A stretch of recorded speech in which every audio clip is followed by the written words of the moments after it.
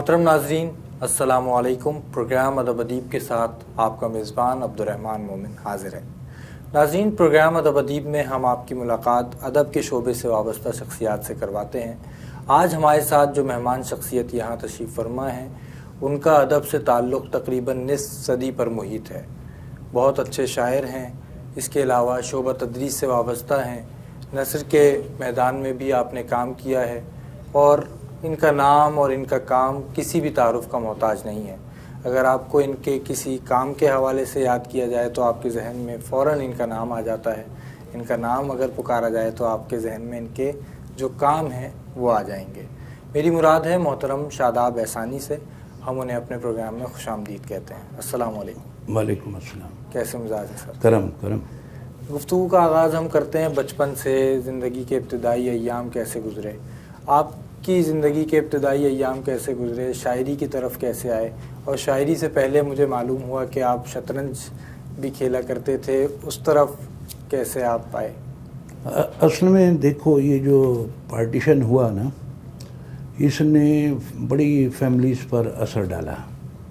ہماری جو فیملی تھی وہ دلی سے اس نے ہجرت کی اور میں والدین کی ہجرت کے 10 سال بعد پیدا ہوا اور میں ناظم آباد میں پیدا ہوا. صحیح. بعد ازاں یہ جو تھے ہمارے پیرنٹس حیدرآباد آئے، پھر یہاں آ گئے اور والد جو تھے پھر لانڈی آ گئے اور وہاں انہوں نے ایک دواخانہ، اور وہاں ہم نے حکیم تھے میرے والد، اور پھر ہم اسکول کی طرف چلے گئے. اچھا، جیسا کہ ہمارے وہ لوگ جو کہ ہمارے بڑے تھے ان میں بڑی ایمانداری تھی، بڑے اپنے بچوں کے لیے یہ وہ. تو اب ہمارے ساتھ جو ہوا وہ یہ ہوا کہ ہم نے بہت اچھی زندگی اس طرح نہیں گزاری. ہمارے پاس جو ہمارا جو خاندان تھا وہ خاصا متمول تھا، دلی میں بھی اور یہاں بھی ماموں اور ہمارے چچا وغیرہ. لیکن ہمارے جو والدین تھے وہ ایک اسرت والا معاملہ تھا، لیکن اس میں بھی وہ کسی کے آگے ہاتھ نہیں پھیلایا کبھی انہوں نے. صحیح. اچھا، وہ ایک جو نوعیت ہوتی ہے گھر سے ورثے اور ترکے میں ملنا، اس نے ہماری پوری شخصیت پر اثر ڈالا. پوری زندگی جو ہے وہ نہ مانگنے پر یا کسی کی مدد کے بغیر گزار دینا یہ کوئی آسان کام نہیں ہے. یہ ہمیں ورثے اور ترکے میں ملا. کیا گھر میں بھی کوئی آپ کے والد صاحب؟ والد شاعر تھے ہمارے، والد شاعر تھے. تو شعر کہتے تھے، اور اس کے علاوہ کیا مشاعروں میں بھی شریک؟ ہاں، مشاعروں میں وہ اپنا ایک مقامی سطح تک جاتے تھے، یعنی لانڈی کورنگی کے جو مشاعرے تھے اس میں شریک ہوتے تھے. آپ نے جب شعر کہنا شروع کیے تو ان کا کیا رد عمل تھا؟ نہیں، کوئی رد عمل نہیں تھا. ہمارے والد کے دواخانے میں لوگ، وہاں کے جو شعراء ادیباء تھے وہ بیٹھے ہوتے تھے اور آتے جاتے رہتے تھے. صحیح. تو اسی میں خاصے لوگ تھے. تو ہم نے وہ زمانہ دیکھا جب 1971 میں ہماری طرف وہ آئے اسماعیل انیس. صحیح. تو لانڈی کورنگی میں دوبارہ سے جو ہے ادبی سرگرمیاں شروع ہوئیں، اور اس کے بعد میں اور اختر سعیدی اور انس بہزاد بچپن کے دوست ہیں. صحیح.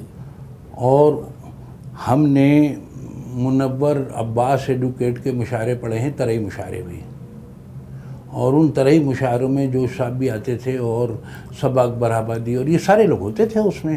اور اس میں کم از کم بھی 2 مشاعرے مجھے یاد ہیں میرے حافظے میں. تو ہاں، اب حافظے میں یہ کہ بھئی جیسے فکر کو کوہنا روایت میں نہ ڈھالا جائے، یہ طرئی مصرع تھا اس کا. تو اس پر گرہ لگائی کہ فکر کو کوہنا روایت میں نہ ڈھالا جائے، شعر کہنے کا نیا ڈھنگ نکالا جائے. تو پست ہو جائے نہ معیار مذاق ہستی، ڈگمگاتے ہوئے لوگوں کو سنبھالا جائے. تو یہ اس زمانے کی بات میں کر رہا ہوں. یہ سمجھ لیں کہ 71 کا ہوگا، 72 ایسے ہی ہوگا بس یہ. تو یہ سارے کام کرنے کے بعد بالآخر 78 میں جو بریلینسی پرائز ملا تو یہاں تھے کرنل شاہد حسین فاطمی، ایڈمنسٹریٹر تھے مشین ٹول میں.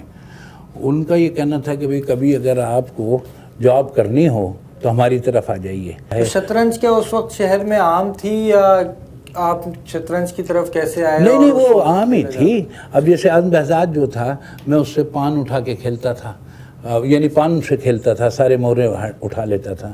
تو اگر کوئی وہ ہار جاتا تھا پلیئر ہمارے اطراف کا تو وہ کہتا تھا کہ رک جاؤ ابھی ہم بلا کے لاتے ہیں شاداب کو نا.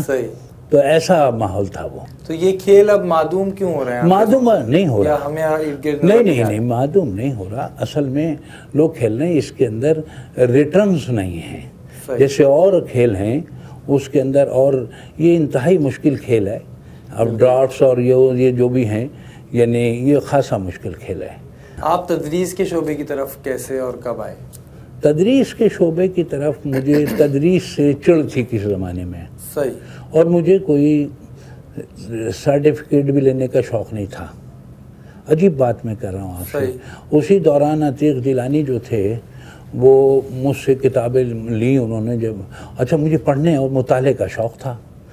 جب میں مشین ٹول میں تھا تو میں نے اردو کی جملہ کتب جو تھیں تمام کتابوں کو میں پڑھ چکا تھا اس لائبریری کی. تو اب یہ جو صورتحال تھی بعد ازاں جب میں 11 برس ہو گئے اور میں نے پوزیشن لے لی تو اب میں نے یہ سوچا کہ اب میں یہاں جاب نہیں کروں گا. یہ جاب بعد میں ملی, میں نے ریزائن پہلے کر دیا. اور یعنی میں جو تھا اس وقت میری شادی بھی ہو گئی تھی اور سب پریشان تھے کہ کیسے ہوگا کیا ہوگا. میری والدہ کہنے لگیں کہ ہم اسے نہیں روک پائیں گے اگر اس نے کوئی فیصلہ کر لیا ہے. صحیح ہے. تو یہ ہوا, پھر مجھے جاب مل گئی. اگر میں نے 22 نومبر 1989 کو مشین ٹول سے ریزائن کیا تو میں نے 7 جنوری 1990 کو سندھ گورنمنٹ جوائن کر لی. تو اس میں کوئی ایسا مسئلہ ہی نہیں رہا.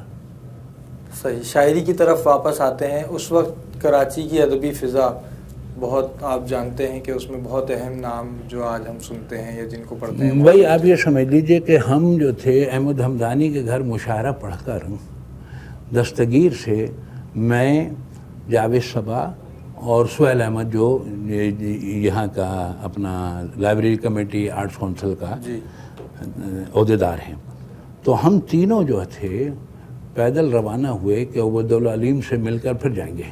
اچھا یہ وہ زمانہ تھا جب عبید اللہ علیم اور نصیر ترابی جو ہیں ہندوستان مشاعرہ پڑھنے گئے تھے, یہ وہی دور تھا. تو انہوں نے مجھ سے شعر کا کہا علیم بھائی نے, تو میں نے کہا یاد نہیں ہے, میں نے آناکانی سے کام لیا. تو پھر یہ ہوا کہ انہوں نے مجھے اپنی گاڑی میں چھوڑا 3 ہٹی کے پاس کہ مجھے یہاں سے بس مل جائے گی. تو اب پھر جب میں اترنے لگا تو انہوں نے کہا پیارے صاحب آپ کو اب ملاقات ہوگی. تو میں نے کہا مجھے ایک شعر یاد آ رہا ہے, کہنے سنا دو جلدی سے. تو آباد ہے یہ دنیا اقلیم تغیر میں, آباد ہے یہ دنیا اقلیم تغیر میں, وہاں بیٹھ جہاں تیری خود پر بھی نظر جائے. کیا کہنے. یہ جب میں نے شعر پڑھا تو میں نے کہا آپ جب کہیں گے تو آ جاؤں گا. یہ کہہ کر میں روانہ ہو گیا. تو سلیم احمد کے پاس میں 4 سال بیٹھا ہوں, اور اس میں بیٹھنے کی جو وجہ تھی, اصل میں سلیم بھائی سے مشاعرے میں ملاقات ہوئی تو ایان ثابتہ پر میں نے بات کر لی کوئی. یہ زمانہ ہے 78-79 کا. تو انہوں نے کہا بھائی تمہیں آنا ہے, میں نہیں گیا. پھر ایک اور مشاعرے میں ملاقات ہو گئی تو کہنے لگے بھائی شاداب تمہیں ضرور آنا ہے. میں چلا گیا. تو پھر مجھ سے کہنے لگے تم کم سے کم ہفتے میں 1 دن تو آؤ گے. تو میں نے کہا آ جاؤں گا. میں نے کہا کب؟ تو کہنے لگے بھائی تم جو ہے ویکینڈ پر آ جاؤ. تو میں نے کہا اس دن میں نہیں آؤں گا کیونکہ اس دن آپ کے پاس تبلچی بہت ہوتے ہیں. تو میں پھر منگل کو جانے لگا. منگل کو ان کا انتقال ہوا, اور پھر یہ ہوا کہ انہوں نے غالب کون مجھے خود دی, فرینچ پوئٹس دیے. اچھا پھر ان کا جو کتب خانہ تھا وہ خود ایک تھا. پھر وہ پرانی باتیں خاصی انہوں نے کرتے تھے. کہنے لگے بھائی عسکری صاحب نے جو ہے مجھے قافیے لکھوائے ہیں اور بہت ریاضت کے ساتھ وہ آگے بڑھے ہیں. یہ سلیم احمد کے ورڈنگ. پھر یہ کہ میری یہ کتاب جو 87 میں چھپی ہے پہلے آ جاتی ہے. انہوں نے مجھ سے مسودہ لے لیا تھا. کتاب کے بارے میں ہم سنیں گے, معذرت آپ کی بات ہو رہی ہے ایک وقفے کے بعد. ناظرین کرام, ہمارے ساتھ موجود ہیں ڈاکٹر شاداب احسانی, اور گفتگو اتنی دلچسپ ہو رہی ہے کہ آپ کو وقت گزرنے کا احساس ہی نہیں ہوا. ہم وقفے سے واپس آئیں گے اور گفتگو کے سلسلے کو مزید آگے بڑھائیں گے. ہمارے ساتھ رہیے.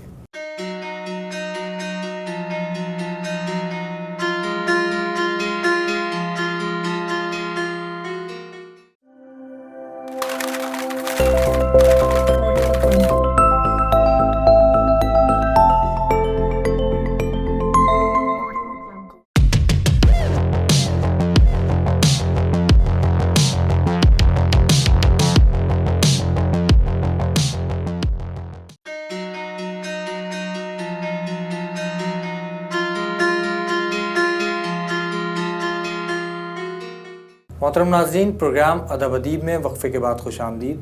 ہمارے ساتھ موجود ہیں ڈاکٹر شاداب احسانی۔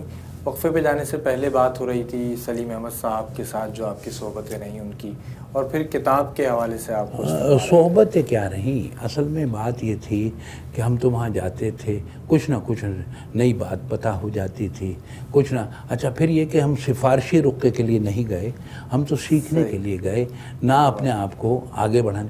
انہوں نے کہا کہ بھائی آپ جو ہے اپنا مسودہ دے دیں، میں کچھ لکھ دوں۔ صحیح۔ اچھا تو اب اسی دوران وہ ان کی طبیعت خراب ہوئی اور اچانک انتقال ہو گیا ان کا۔ پھر میں نے بعد میں وہ مسودہ وہاں سے لیا جو ان کی مسحری پر رکھا ہوا تھا۔ ہاں، تو اب وہ انہوں نے مجھے غالب کون کتاب دی اور کہنے لگے کہ بھائی اس پر رائے دیجیے گا۔ صحیح۔ میں نے کہا اچھا۔ غالب کون جب میں نے پڑھ لی تو اب مجھ سے پوچھا انہوں نے کہ کیسی لگی۔ میں نے کہا سچ بتاؤں تو بات یہ ہے کہ جو پرانے وقتوں میں یا ہم لوگوں نے جو تختیاں لکھی ہیں تو ہمیں قلم پکڑ کے لکھوایا جاتا تھا، تو آپ کو بھی یہ غالب کون ایسا لگ رہا ہے کہ عسکری صاحب نے تختی کی طرح لکھوائی ہو۔ تو انہوں نے ایک قہقہ لگایا، سمجھ گئے آپ؟ صحیح۔ تو آپ کی کتاب آپ بتا رہے تھے کہ تاخیر سے پھر شائع ہوئی۔ ہاں شائع ہوئی۔ پھر ہوا یہ کہ میں جو تھا خاصا ملول ہوا، اور میں نے پھر جب ان کا تعزیتی اجلاس ہوا لیاقت لائبریری میں تو وہاں میں نے شریک ہوا۔ میں تو وہاں مجھے احمد علی سید نے کہا کہ تم تو منگل کے دن آتے تھے، تو میں نے کہا ہاں میں منگل کو آتا تھا، اب کہاں آؤں گا؟ کہنے تو ہمارے پاس آؤ گے۔ تو پھر میں نے یعنی احمد علی سید جو بھورے میاں رامپور کے تھے، اور میں ان کے پاس جانا شروع کر دیا، جن کی کتابیں ہیں نردبان اردو کے نام سے، جو اس میں چھپی آکسفورڈ سے جو چھپی ہوئی کتابیں ہیں، تو وہ عربی، فارسی اور انگریزی وہ سب وہ پرانی وضع کے آدمی تھے اور کمال آدمی تھے وہ۔ اچھا پھر ہم ان کے ساتھ ہمدانی کے جاتے تھے ہفتے میں ایک دن، اور پھر محب عارفی کی طرف جانے لگے تھے، تو وہ ایک سلسلہ جاری رہا سوشل جسے۔ پھر اسی سلسلے میں ایک روز کہنے لگے شاداب خان بھائی فائق کی طرف چلنا ہے۔ صحیح۔ یہ فائق بدایونی جو تھے ہومیوپیتھک کی پریکٹس بھی کرتے تھے اور وائس پرنسپل تھے اردو کالج میں۔ تو میں نے کہا مجھے کیا پتہ، تو جب میں ان کے ساتھ چلا گیا، جب میں گیا تو انہوں نے کہا بھائی فائق شاداب کی ذرا شعر تو سنیے آپ۔ صحیح۔ شعر سنوائے انہوں نے۔ پھر کہنے لگے کہ بھائی انہیں گریجویشن تو کرا دو۔ اچھا مجھے نہیں پتہ تھا کہ یہ کیا کہیں گے کیا نہیں کریں گے۔ مختصر یہ کہ انہوں نے کہا کہ کوئی مسئلہ ہی نہیں ہے۔ پھر وہ کہنے لگے بھائی میں 2 روز میں آپ کو فارم لا دوں گا۔ وہ وائس پرنسپل جو ہیں وہ فارم لے کر آئے۔ صبح دم دروازے خبر کھلا کرتے تھے ریڈیو سے وہ، تو اور بڑا ان کا مقبول پروگرام تھا وہ۔ تو انہوں نے مجھے فارم لا دیا اور کہنے لگے آپ بھر دیں، فیس ویس بھی ہم بھر دیں گے۔ میں نے نہیں، فیس میں بھر دوں گا۔ تو یوں میں نے گریجویشن کر لیا۔ کچھ کلام ہمارے ناظرین کو سنائیے۔ تو کلام بھی جو یعنی میں تازہ جو اشعار تھے وہ میں سنائی دیتا ہوں۔ ہر حقیقت کا خواب ہوتا ہے، ہر حقیقت کا خواب ہوتا ہے، غنچہ کھل کر گلاب ہوتا ہے، غنچہ کھل کر گلاب ہوتا ہے، غنچہ کھل کر گلاب ہوتا ہے، میسر مجھے چراغ مگر ہے، میسر مجھے چراغ مگر آفتاب آفتاب ہوتا ہے، ہے میسر مجھے چراغ مگر کیا کہنے، آفتاب آفتاب ہوتا ہے، خاصی تبدیلی آ چکی ہے مگر انقلاب انقلاب ہوتا ہے، کیا کہنے، خاصی تبدیلی آ چکی ہے مگر انقلاب انقلاب انقلاب انقلاب ہوتا ہے، دیکھ کر بھی نہ دیکھنا اس کا اجتناب اجتناب ہوتا ہے، کیا کہنے، دیکھ کر بھی نہ دیکھنا اس کا اجتناب اجتناب ہوتا ہے، اب مجھے نیند کیوں نہیں آتی، اضطراب اضطراب ہوتا ہے، کیا کہنے، اب مجھے نیند کیوں نہیں آتی، اضطراب اضطراب ہوتا ہے، وہ جسے چاہے منتخب کر لے، انتخاب انتخاب ہوتا ہے، کیا کہنے، وہ جسے چاہے منتخب کر لے، انتخاب انتخاب ہوتا ہے، دل تیرے نام کر دیا شاداب، انتصاب انتصاب ہوتا ہے، کیا کہنے، واہ واہ واہ۔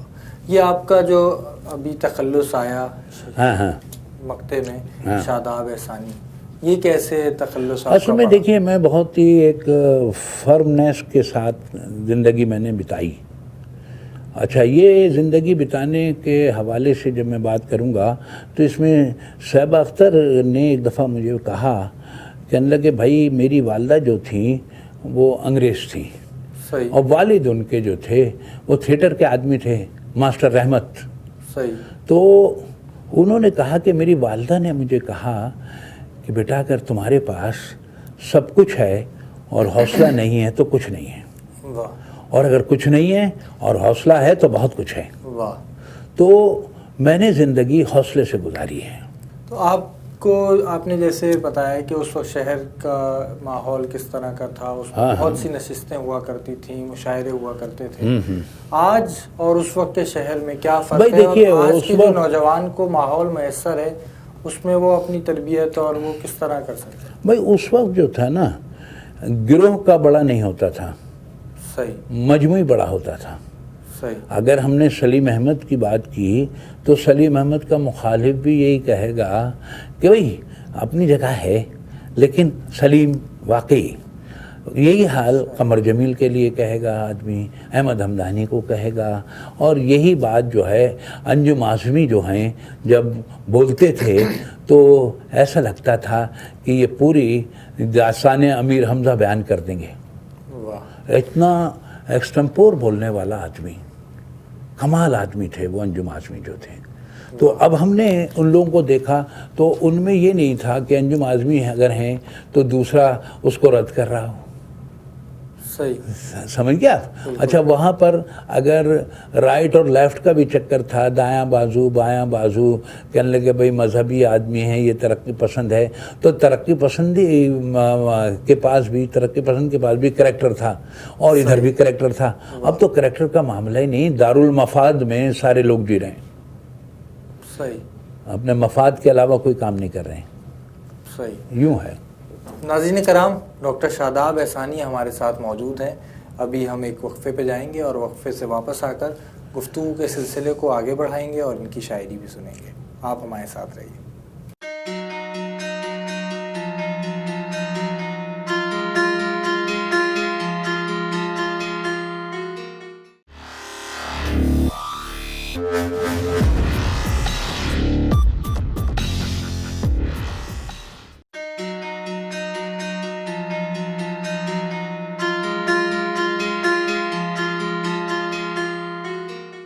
محترم ناظرین، پروگرام ادب ادیب میں وقفے کے بعد خوش آمدید. ہمارے ساتھ موجود ہیں ڈاکٹر شاداب احسانی. وقفے پہ جانے سے پہلے بات ہو رہی تھی 80 کی دہائی کی اور اس وقت کراچی کے منظر نامے کی. ہم آپ کی غزل سنتے ہیں، آپ کا جو مجموعہ آیا وہ بھی غزلوں پر ہی مشتمل تھا. تو اس وقت ہم دیکھتے ہیں کہ 80 کی دہائی میں اور اس کے بعد بھی کراچی سے اور کراچی کے باہر سے بھی نثری نظم کے حق میں بہت سی آوازیں بلند ہوئیں. کیا آپ اس سے متاثر ہوئے اور آپ نے نثری نظم لکھی؟ اصل میں دیکھیے کہ نثری نظم کا وہ زمانہ بھی ہم نے دیکھا کہ جب قمر جمیل نے رسا چغتائی سے بھی نثری نظم لکھوا لی. صحیح، ٹھیک ہے، وہ زمانہ. اور رسا بھائی نے ہمیں سنائی تو ہم نے کہا رسا بھائی وہ شعر سنائیے آپ. یہ نثری نظم تو ہم اظہر عباس سے بھی سن سکتے ہیں اور افضال احمد سید اور دیگر لوگوں سے بھی سن سکتے ہیں، لیکن آپ سے جو معاملہ ہے وہ غزل کا ہے تو وہ غزل سنائیے. تو یہ ایک لہر تھی جس کے اندر احمد ہمیش، مبارک احمد اور یہ سارے لوگ تھے. لیکن آپ یہ سوچئے کہ نثری نظم کا ہمارے ہاں کوئی جواز پیش نہیں کیا گیا تاحال.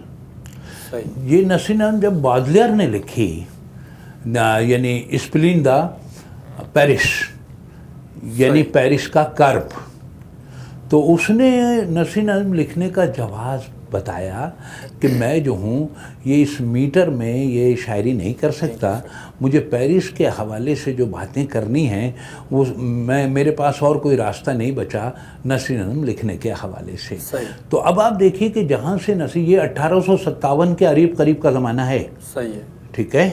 تو اب وہاں جہاں سے نثری نظم آ رہی ہے تو وہ بھی کہ بھائی جسے جو ہے پابند شاعری آتی ہے وہی نثر نظم کہہ سکتا ہے. تو بادلیئر نے پابند نظمیں بھی کہی ہیں نا بھائی. تو یہ والی جو بات ہے، ہمارے ہاں جو نثر نظم لکھی جاتی ہے ان میں سے بیشتر جو ہیں پابند شاعری سے جو آشنا نہیں ہیں اور پابند شاعری انہیں نہیں آتی ہے. صحیح. ابھی جو نثر نظم لکھی جا رہی ہے آپ اس سے بھائی نثر نظم کے بارے میں جب ہم بات کریں گے نا تو نثر نظم میں ایک اسی نثر نظم کو کہہ رہا ہوگا کہ کیا کمال نثر نظم ہے، بہت اچھی. دوسرا کہے گا یا یہ تو کچھ بھی نہیں ہے. صحیح.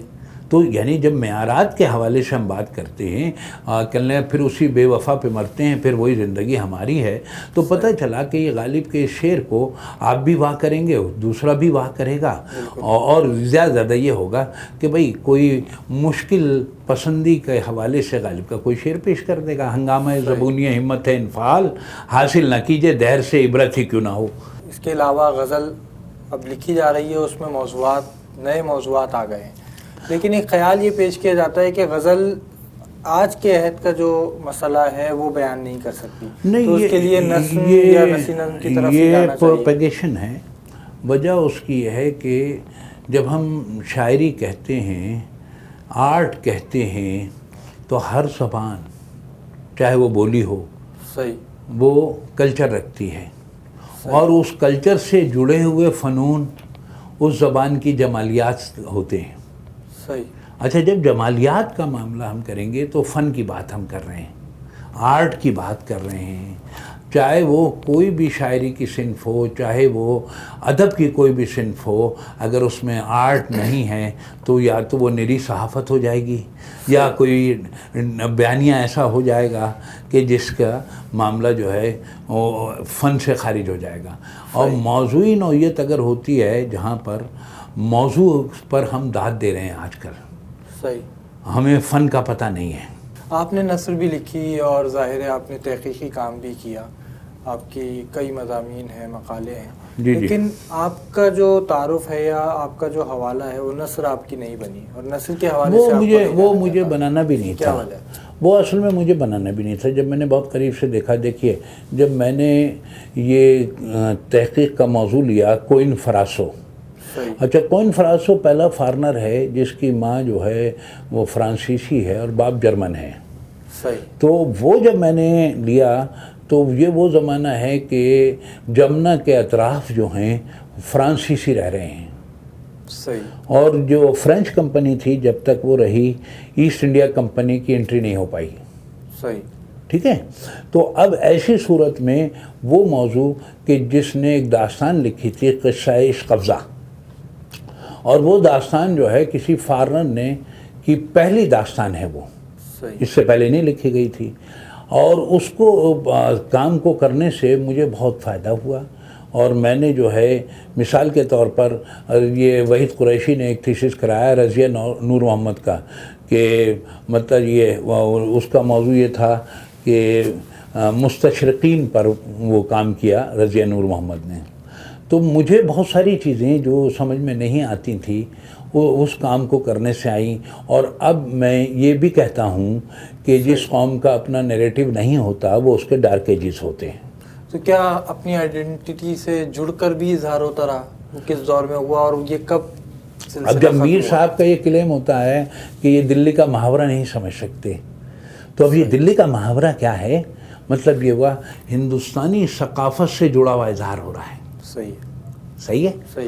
تو اب معاملہ یہاں یہ ہے کہ جب ہم یہ کام مغرب کی نظموں سے جڑ کر کرنے لگے ہیں اور وہ جوڑ کر کریں اور اس ٹرانس میں شاعری کریں اور یہ کہیں کہ یہ ہماری شاعری ہے، تو وہ کیسے مقبول ہو جائے گی؟ ایک سیاسی سوال ذہن میں آ رہا ہے کہ وہ ہندوستانی ثقافت تھی یا اس ہندوستانی وہ تھا رسم و رواج جو بھی ہے، کیا پاکستانی ثقافت بھی کوئی شے ہے، کوئی چیز ہے؟ بھائی دیکھیے، ہر زبان ایک ثقافت رکھتی ہے ہر خطے میں، اور وہ مختلف ثقافتیں مل کر ایک تہذیب میں سے جڑ جاتی ہیں. اچھا، پہلے زمانے میں ملکوں کی سرحدیں نہیں ہوتی تھیں، سب ایک خطہ ہوتا تھا اور ملی بیانیے زیادہ ہوتے تھے. تو اب ایسی صورت میں جب ہم نے باؤنڈریز کر لیں اور ملکوں کا معاملہ ہو گیا تو ملک جو ہے ایک یونٹ کا نام ہے. تو وہ یونٹ جیسے کہ कैथोलिक बयानिया जब फ्रांस से जुड़ा तो फ्रांस कैथोलिक फ्रांस कहलाता है। सही। जब प्रोटेस्टेंट नैरेटिव जुड़ा यूके से तो वो यूके प्रोटेस्टेंट कहलाता है। हमारे तरक्की पसंदों ने कभी पाकिस्तानी नैरेटिव देने की कोशिश नहीं की। वो एक खित्ता उसे रूस बना देना चाहता था, दूसरा जो है उसे चाइना बना देना चाहता था। तो हमारा नैरेटिव क्या है? नैरेटिव पाकिस्तान है ना, ये पाकिस्तान की जो हदूद हैं, बाउंड्रीज़ हैं, इसमें जो सकाफ़ती सरगर्मियाँ हैं उसका इजहार हमारे फ़नून में होना शुरू हो जाए तो हम जो हैं कहीं ना कहीं पहुंच जाएंगे। वरना हमारी मईशत, जिस मुल्क का नैरेटिव नहीं होता उसकी इकनॉमी हमेशा ज़वाल पजीर रहती है। सही। एक और बात कि हमारी जो सकाफ़तें हैं वो मुख्तलिफ हैं। यहाँ पे जो खित्ते में कहीं पश्तून रिवायात हैं वह वहाँ की अलग सकाफ़त कुछ मालूम होती है, सिंध की अलग है या कश्मीर की अलग। अच्छा, ये कोई अनहोनी बात नहीं है, ये दुनिया में ऐसे ही होता है। लेकिन जहाँ ऐसा होता है उस खित्ते को अगर तहजीबी ज़बान मैसर आ जाती है तो वो तहजीबी ज़बान सबको जोड़ देती है। और हमें तहजीबी ज़बान उर्दू की शक्ल में मैसर आई हुई है और हम जो है नाशुक्रापन कर रहे हैं और हम खुद ही चाह रहे हैं कि हमारा खित्ता जो है वो 100% पॉवर्टी पर आ जाए। अब जब 70 से हम 80 की तरफ जा रहे हैं पॉवर्टी लाइन पर, तो ये भी एहसास नहीं हो रहा है हमारे अकाबिर को कि भाई ये जो रहने वाले हैं इस खित्ते के ये भी पाकिस्तानी हैं और हम भी पाकिस्तानी हैं। अगर वो अपनी दौलत का रुख पाकिस्तानियत की तरफ कर दें तो ये बहुत लंबा चौड़ा मसला नहीं है। नैरेटिव जो है वो बयानिया जो है नैरेटर से है। ये जो बयानिया की बात हो रही है कि नवाज़ शरीफ का बयानिया या इमरान खान का बयानिया, ये दरअसल स्टांस की बात हो रही है, मौक़िफ़ की। मैं जो बात कर रहा हूँ वो नैरेटर से निकला है। नैरेटर कहते हैं कहानीकार को, कहानी लिखने वाले को। अगर कहानी को लिखेगा तो किरदार होंगे, किरदार होंगे तो खित्ता होगा, खित्ता होगा तो सकाफ़त होगी और उसका इजहार होगा। और वो किरदार जो हैं बग़ैर सकाफ़त के उसका इजहार समझ में नहीं आ सकता। और तो अब हम जो फंसे हुए हैं वो फंसे हुए हैं उस तरह के कि 19 करोड़ की 1911 में 29 करोड़ की आबादी थी हिंदुस्तान की और 74,000 अंग्रेज़ इसे कंट्रोल कर रहा था। सही। और ये जो 2 फरवरी 1835 को लॉर्ड मैकाले ने ब्रिटिश पार्लियामेंट में ख़िताब किया था कि हिंदुस्तान में हुक्मरानी का ख्वाब छोड़ दें, वजह उसकी यह है कि इनकी स्पिरिचुअल और कल्चरल जो वैल्यूज़ हैं बहुत स्ट्रांग हैं। जब तक इन्हें ब्रेक नहीं करेंगे आप तो ब्रेक करना शुरू किया उन लोगों ने। सही। और ताहाल ब्रेक हो रहा है। अब हम कोई भी ज़बान बोल रहे हैं तो हमारा नैरेटिव वेस्टर्न नैरेटिव है। और इवन ये कि अब जो हम रहन सहन है हमारा वो अमेरिकन स्टाइल है। और अब जब अमेरिकन स्टाइल में हम रहने लगे हैं तो हर तीसरा आदमी विटामिन डी का शिकार हो गया है। आज से 30 बरस पहले विटामिन डी इस खित्ते में किसी में कम नहीं था। तो ये सारे मसाइल हो गए हैं हमें। और इससे हमें बचने के लिए सबसे पहला तो काम ये करना चाहिए, ब्रिटिश नैरेटिव को रद्द करना चाहिए। सही। हमारी एजुकेशन बिल्कुल तबाही के दाने पर आ गई है और हम कैम्ब्रिज सिस्टम जो चल रहा है यहाँ पर वो करोड़ों पाउंड जो हैं वो ले जा रहे हैं यहाँ से। सही। अगर हम एजुकेशन सिस्टम बेहतर कर लें अपना तो वो करोड़ों पाउंड भी बचेंगे और 20% तो हम खर्च करने की पोजीशन में आ सकते हैं। लेकिन क्यों आएंगे जब हमने जानबूझकर ये काम किया है। तो ये सारे मसाइल हैं और इन मसाइल से बचने के लिए, निकलने के लिए वो नैरेटिव के बगैर डर के जिससे आप मुमकिन नहीं है पाकिस्तानी बयानी से। सही। आखिर में हम चाहेंगे कुछ अशार सुनाएं, फिर हम प्रोग्राम के इख्तिताम की जाने पड़ेंगे। अच्छा, तो मैं अपना मुहासबा करूँगा, हर हाल में खुश रहा करूँगा। वो जुल्म करेगा मुझ पर कितना, वो जुल्म करेगा मुझ पे कितना, इस बार मैं सामना करूँगा। क्या कह इस बार मैं सामना करूँगा। मैं तुझसे शिकस्त मान लूँगा, दुनिया का मुकाबला करूँगा। मैं तुझसे शिकस्त मान लूँगा, दुनिया का मुकाबला करूँगा। इस बल्ब की रोशनी तो कम है, खुद से ही जला बुझा करूँगा। क्या कह इस बल्ब की रोशनी तो कम है, खुद से ही जला बुझा करूँगा। तारीफ़ करूँगा हुस्न की मैं, हकदार का हक अदा करूँगा। हकदार का हक अदा करूँगा।